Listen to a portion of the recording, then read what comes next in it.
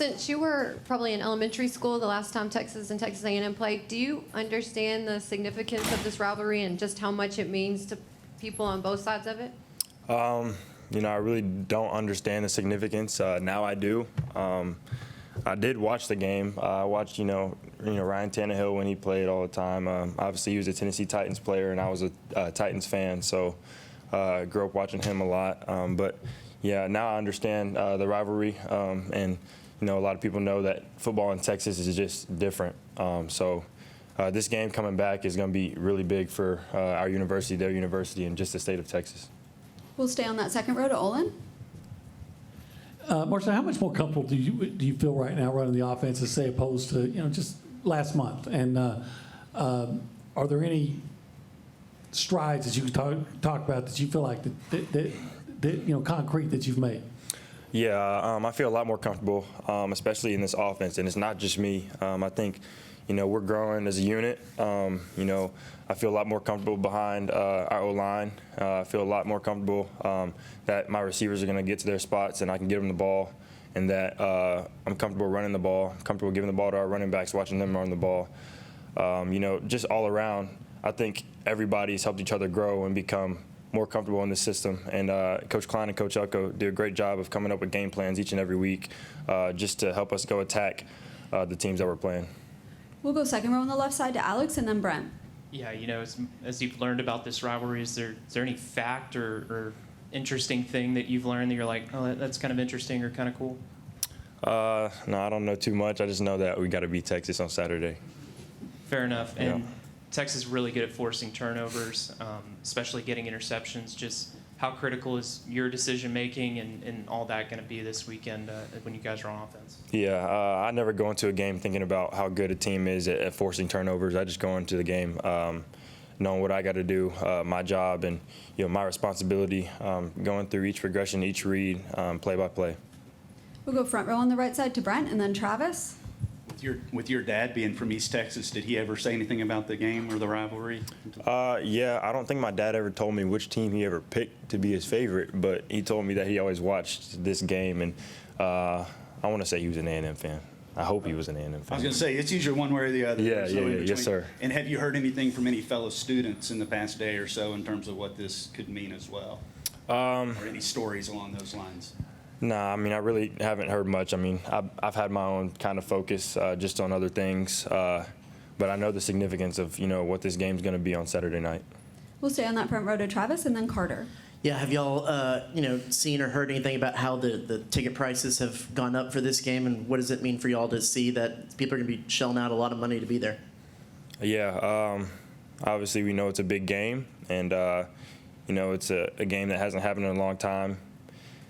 Night game in Kyle Field. So yeah, I've seen some of the ticket prices, how they start at about $600 to $800, and that's kind of crazy to me.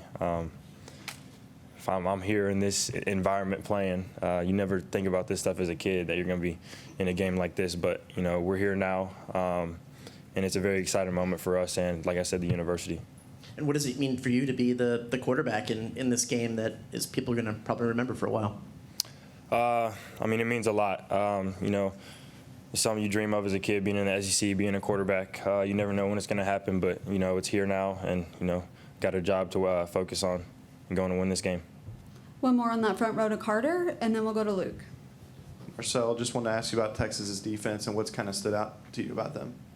Yeah, we know they got great skill players in the secondary, and, Anthony Hill, obviously. Their linebacker, good guy, and then their D-line is pretty good at getting to the backfield.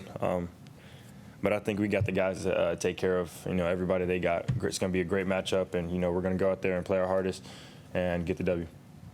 And I guess maybe when after the Auburn game did you find out that Bama lost to OU and that all the tiebreaker madness led to this being a win and end kind of situation? Well, I know you guys are aware that the Alabama and Auburn rivalry is very strong, so they had that thing up on the Jumbotron the entire game. So, every time Oklahoma scored, every Auburn fans were cheering.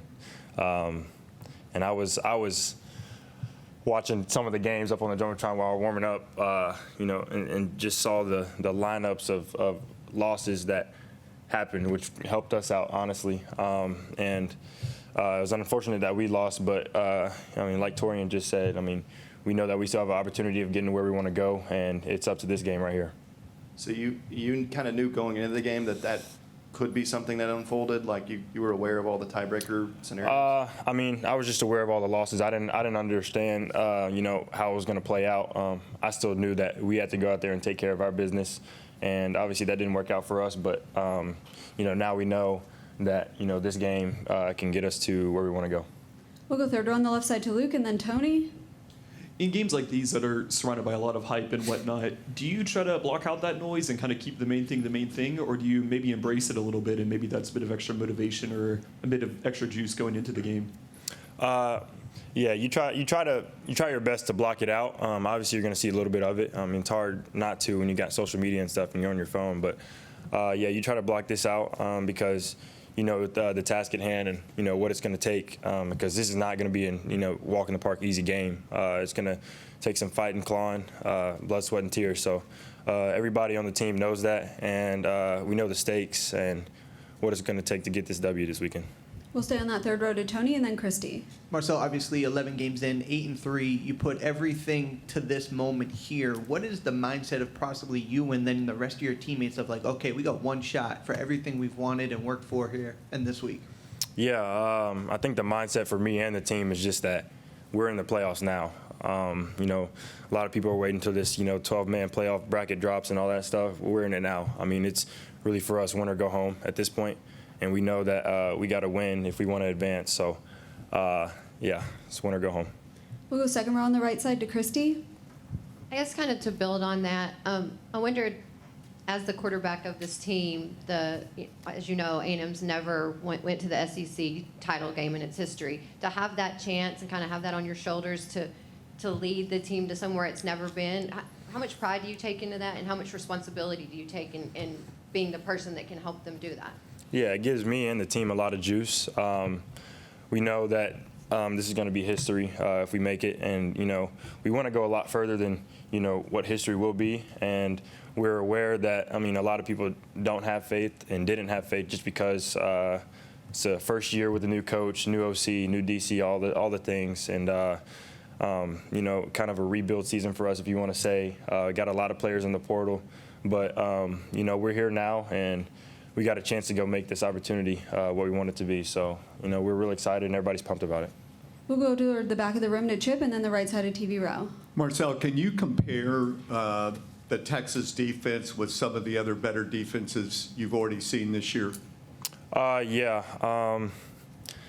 think that I would say kind of Auburn's the closest similarity in my opinion, just because of the skill level in the secondary. Kind of a comparison to Arkansas, South Carolina at the front. They kind of got a mix of all types of guys, great athletes who can go out there and play and make plays. But, we just got to go out there and take care of our job. We'll go the far right of TV row and then to Ben. Marcel, with Kyle Field being one of the better home advantages in the country, with everything that's on the line and considering the opponent, how much? What are you expecting on Saturday night out of your fan base? I'm expecting what we've been getting all season. 12th man always shows up and shows out. So, hopefully we can break the record of what it is. I don't know what it is, but hopefully we can break this record with the attendance and, get loud and rowdy. We'll stay on TV row to Ben and then Tyler. Hey, Marcel, when you knew you were going to be coming to Texas A&M and that the Texas were going to be coming in the SEC, potentially dreaming of playing in a game like this, not sure you imagined it would be this year, but just back when you first committed, what did you imagine being able to play in a game like this would be like? Exactly what it's going to be like. A bunch of fans, the juice is flowing, everybody coming out fired up. It's just a really big rivalry. Obviously it's not LSU anymore. It's Texas now, and it's an in-state rivalry. And I imagine this to be like something like Auburn or Alabama, Michigan, Ohio State, one of those. Hopefully we don't get into any of one of those scuffles or anything early. But if it comes down to it, we're ready to go. We're ready to rumble. So, that's the exciting part about it. Just being in this kind of environment on a Saturday night in Kyle Field and playing Texas, I mean, it's something you always dream about. We'll go to the left side of TV row and then Cease.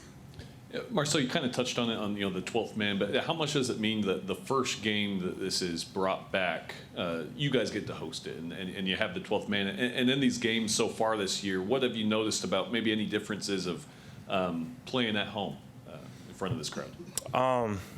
Yeah, I mean, it's amazing that, the first year this game is back, we get it at home, and it's also amazing just what the 12th man has done so far this year. And, I can only expect more from him, especially with this game being here this weekend. Like I said, this attendance record, hopefully they can break it, show out, and there won't be a single person sitting in the stands. They do a lot for us. They get real loud whenever the defense is on the field, and you can tell it obviously juices them up. So it makes it hard for the opponent offense to, get what they're trying to get done, and it's something special. We'll go front row on the left side to Cease and then wrap things up with David. Any Texas players you might have become friends with in camps over the years, or any ties on the Texas team at all? No. We'll go fourth row on the right side to David.